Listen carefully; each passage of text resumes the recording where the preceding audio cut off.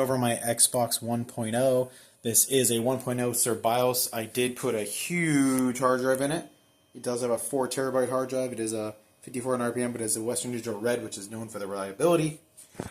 It doesn't have a case on yet because I just finished it, but let me just kind of show you real fast. So it's just the everyday applications. I don't really get anything crazy, but you can definitely connect this online and play multiplayer games if you want. You do have your original dash if you want to go to it. There's obviously no demos.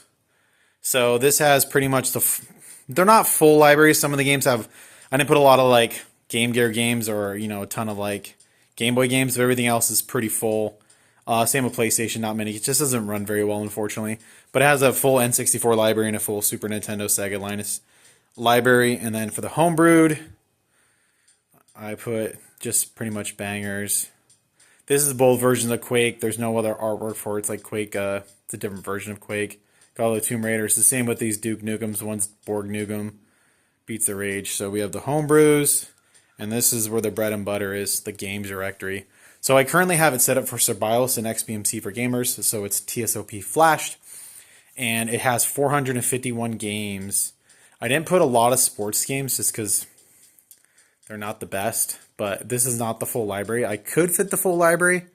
The problem is you'd be scrolling forever. I only put pretty much playable games. There's a lot of games that are just like not even worth the space. So here's a list of everything that's installed on this drive.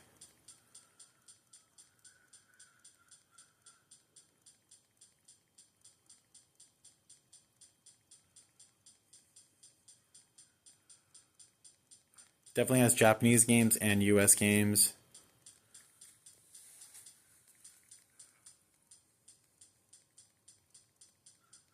Every single Star Wars game's there.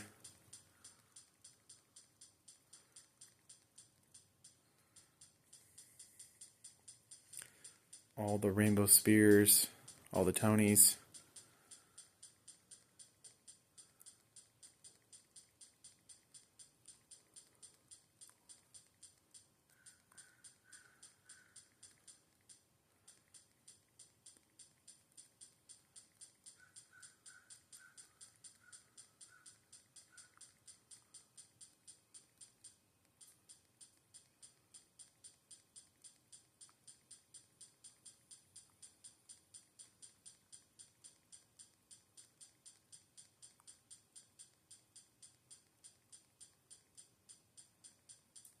This is a Japanese version of Crash. There's no artwork. It's only artwork that's messed up.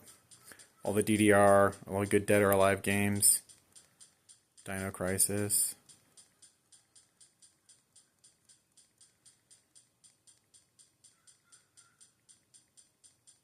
All the GTAs.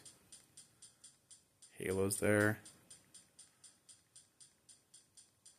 I think I start here. Alright, that's all 450. And just to show you, so we still have 2 terabytes of free space. I did replace the CPU and motherboard. It's pretty hot today, but it usually stays under 60 or so. And it has the Xbox artwork. Everything's set up correctly. Let me go ahead and just launch a game. Let's launch Jet Set Radio Feature. I did enable the 480p launch, so this is a 480p title. I believe it's going to automatically sync to 480p and launch, which it just did. No issues. Like I said, I've really gone through this. Put my time into it. Probably the best one I've done so far. The largest hard drive for sure. I definitely, if I do this in future, I want to use SSDs. It's just so much faster. These large drives take a long time to transfer all the data.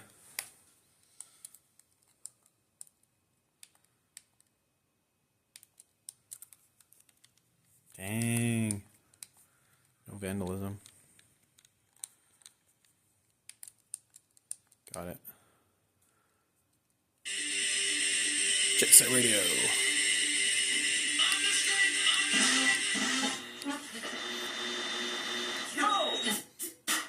Just showing it works. So let me show you this Sir BIOS loading. I'm going to go ahead and reboot and shut down. So we're going to use the Xbox. I got to put you down for a second to just reset.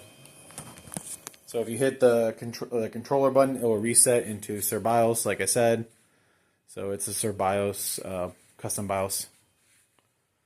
The great thing about the SerBIOS is you can pretty much put any hard drive. I have the EEPROM backed up on all my devices, but this allows you to use any SerBIOS, and it boots right into XBMC for gamers. And I have it go ahead and default into the games directory. And again, you can add your favorites if you don't want to go, searching for a game you like. I would definitely recommend using the favorites menu. Is really good on this, and you can just load your favorites. But other notice it takes a little bit to load because it's just such a huge hard drive. It has so much stuff. So yeah, it just loads in the game. You can hit back, and let's say you wanted to do like, I don't know, an emulator. Now I'm doing one finger. I'm not very good at one finger controls. So say you wanted to run, I don't know, N64. And again, this has a very large library of N64 games. So these are the games. Like I said, a lot. So say you want to play Smash Brothers. You can pretty much select any of the ROMs you want. I'm still trying to figure out which one runs the best out of these. I've been using any version of Rice. It really doesn't matter. Some of them run well, some of them don't. But you pretty much select the version of the ROM you want to run. Some are a little laggy, some run better than others. There you go. This one's pretty good. Yep, there you go, Smash Brothers. So we're playing on our modified Xbox. We're playing Super Nintendo games. Very same. And we're playing it through HDMI adapter. So it's HDMI to the TV. Start. See? Xbox. Pretty cool. All right, let me know what you guys think of this build. If you like it or not, what games am I missing?